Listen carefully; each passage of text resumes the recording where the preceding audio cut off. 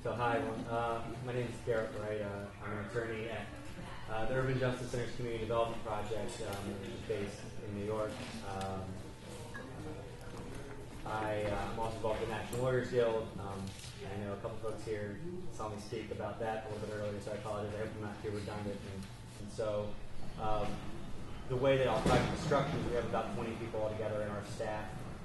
There's about 60 other people that work in different other projects at the Urban Justice Center. Some of them are fairly large, some of them are only a couple of people, but they all do great work. And so within our staff, we have some folks that are lawyers, and so they do, like for instance, what I do is I do mainly litigation work in support of community groups that do tenant organizing. But there are also folks in terms of litigation that do support work for groups that do workers' rights, and so a lot of work with immigrant worker centers, organizations like the Chinese Staff and Workers Association, the National Mobilization of Sweatshops, Domestic Workers United, and then there are folks that also do work supporting groups that are organizing around consumer debt issues and also foreclosure issues.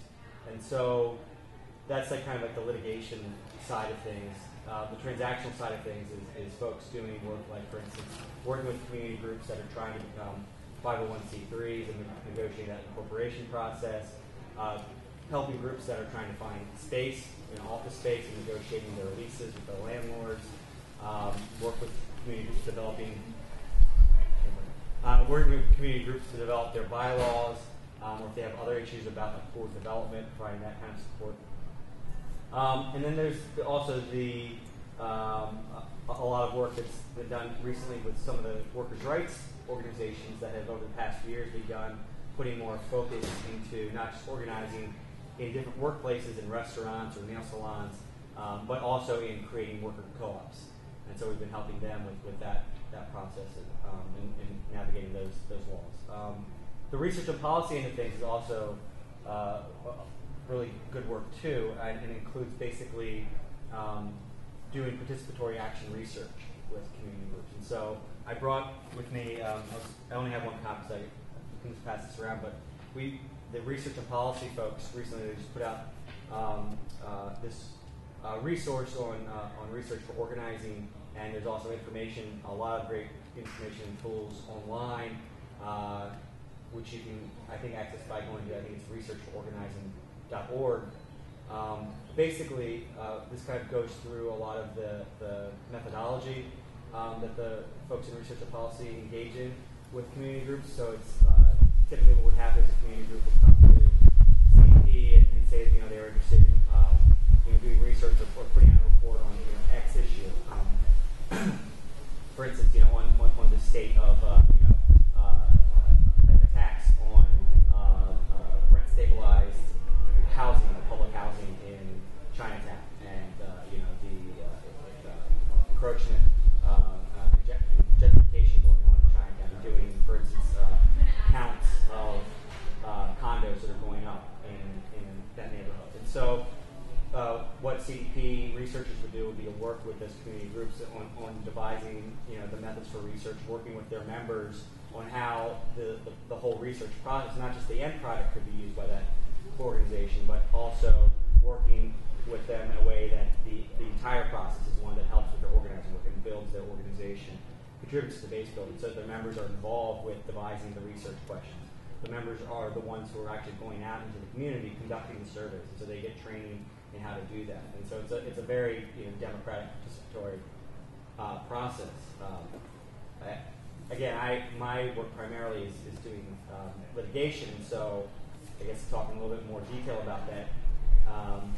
A lot of the groups that we work with are organizing tenants that are in either rent stabilized, rent controlled, or other forms of government either regulated or subsidized housing. So that could also include project-based Section 8 buildings.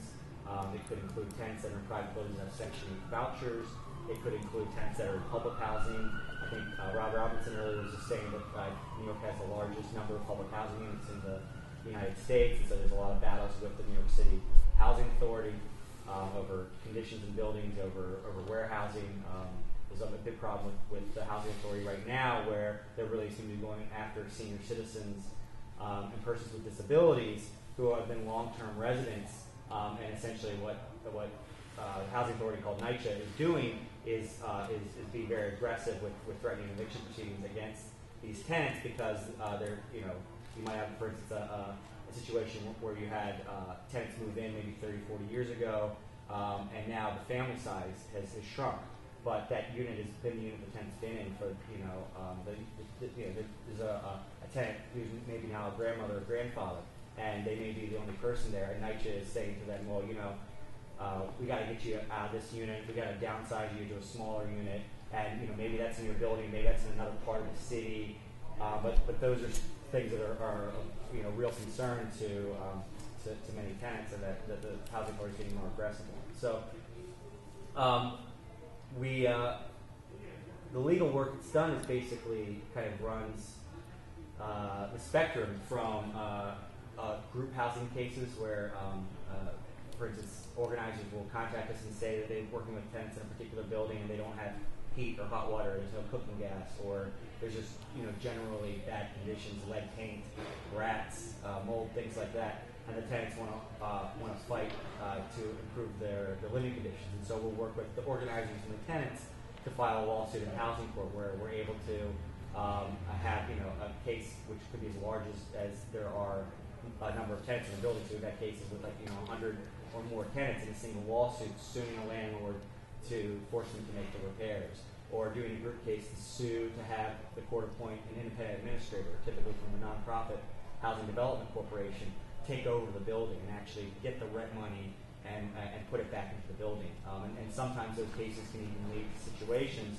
where if the tenants are interested in pushing for it, ultimately that landlord being completely pushed out of the picture and the tenants taking over the building and turning it into a low-income co-op. The tenants themselves would govern.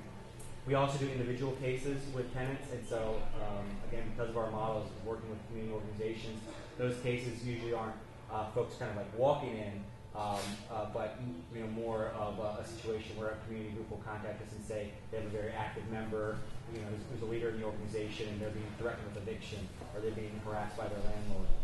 Sometimes it's cases where we're doing already a group case. We sued the landlord, and now the landlord is retaliating and going after the tenant leadership and trying to evict them.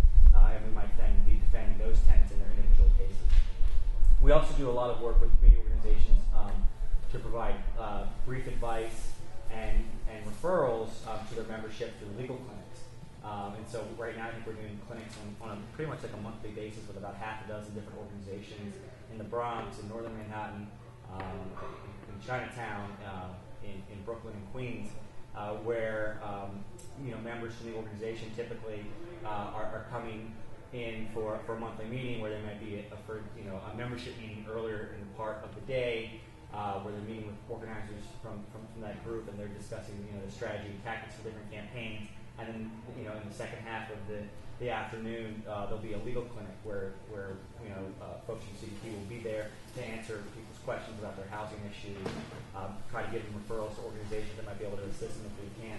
And that I think a lot of community organizations come to us with those requests because they feel like it's a good way to assist with their membership development and to build their base. It's providing a service to folks to help get new members in the door. And while that may not be necessarily the main focus of the group, or those cases may not wind up becoming something that the organization is involved with, it is still a way to bring in new members and provide something concrete to them, at least in a short-term sense. So that's, I guess, pretty much what we do. There's administrative proceedings. There's a lot of, because of all the different subsidy programs and regulations, there's a lot of different agencies involved. So sometimes we're in the housing court, which is a separate court in New York.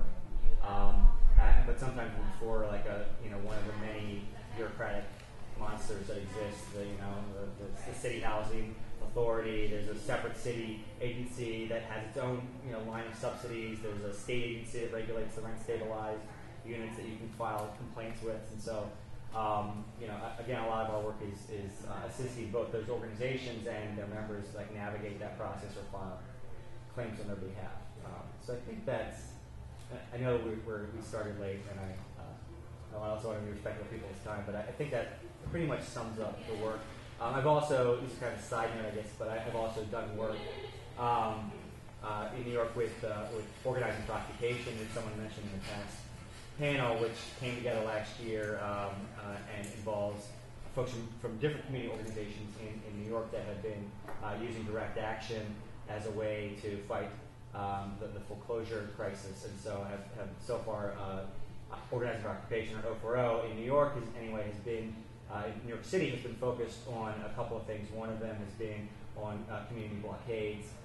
So there was a big campaign last year, the summer into the fall, where an elderly African American grandmother was faced with foreclosure in Bed-Stuy, and the community mobilized and set up an eviction blockades of, I think it was hundreds of people initially, where the day the marshal was scheduled to come and do the eviction, there were people there physically present, people that had locked themselves into the house and created a kind of metal lockbox barricade structure at the front of the house to prevent the marshals from getting in.